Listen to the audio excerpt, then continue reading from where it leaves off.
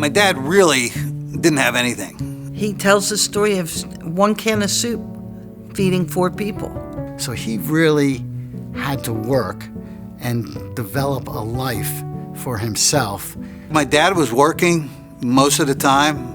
I thought everybody's father worked 6-7 days a week. At night, the dispatch phone would ring into the house because he would be dispatching trucks or making sure there wasn't any problems. He felt that he was responsible for the careers of many of the employees that worked for him.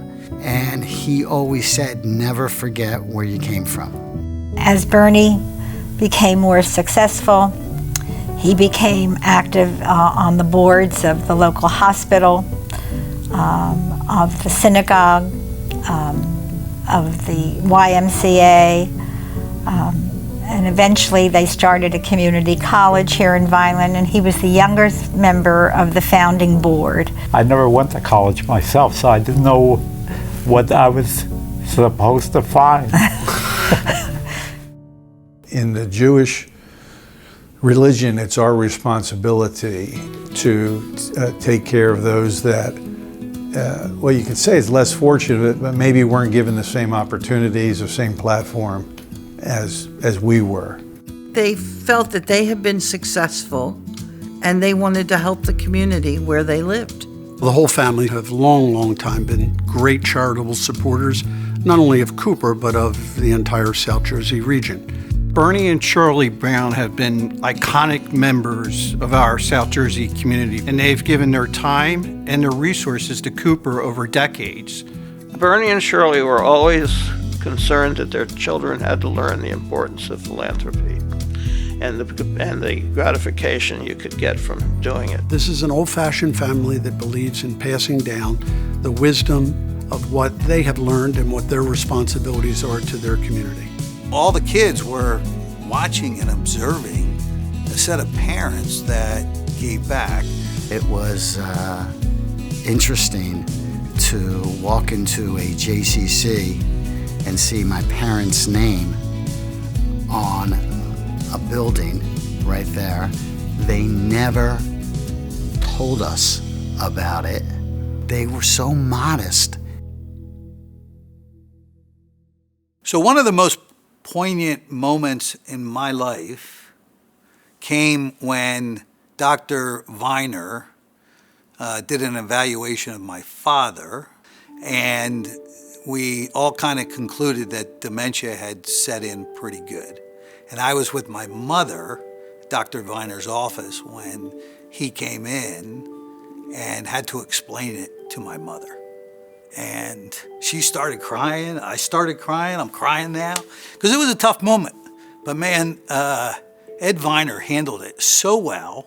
Cooper was there to help my mother kind of deal with that in the form of Ed Viner. Dr. Viner was my rock and really helped me through the whole thing.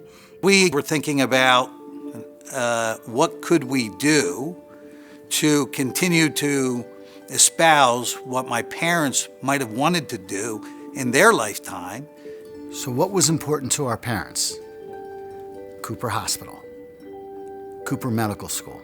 Why not endow a chair in Ed's name and really, help Cooper continue to recruit great docs into the organization, and the legacy of Ed Viner continue to live on. They made a $5 million gift to name the chiefship of medicine at the Cooper Hospital in my honor. Bernie and Shirlee laid a groundwork and created an environment of giving in their family that was a legacy that they passed on to their children.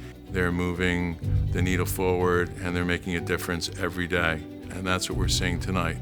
And we here at Cooper are very grateful for their contribution. Philanthropy in medicine is extremely important.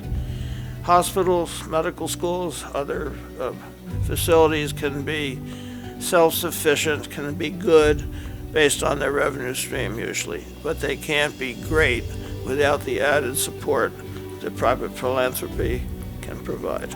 One thing they talked to us later in life about was, look, you can give to charities, But give your time. Time is the most valuable thing you have. You can only give so much of it.